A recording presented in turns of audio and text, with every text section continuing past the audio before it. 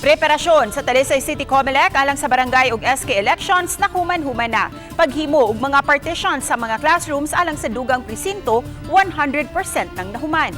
Atong sayran sa report ni Femery Dumabo. Gipaybaw sa Talisay Action Agad team nga Webes pa lang nahuman na ang partition nga ilang gitukod aron paghimo og duha sa dagkong mga classroom. Mato ni Gary Tugunon, Pangulo sa Action Agad team, nga 8 ka mga classroom ang ilang nabutangan og partition sa San Isidro National High School. Nagpasabot nga dugang 8 usab kini ka mga presinto aron minus na ang mga anaalang sa 10th.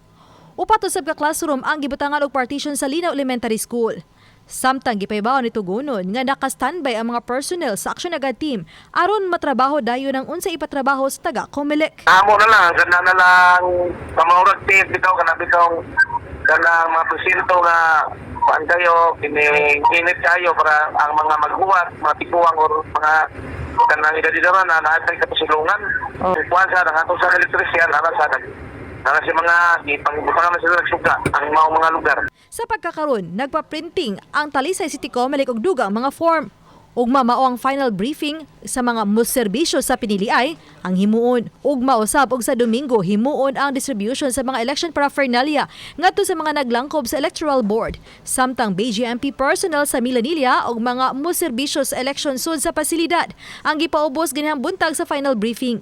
Gihimo kini sa Milanilla Comelec sud sa pasilidad. Kini aron sa pagsiguro sa malinawan ug malampuson nga pagpahigayon sa on-site voting ning Lunes. Uban ni Godfrey Rilien ug Rod Prado, Femery Dumabo. Balitang Bisdak.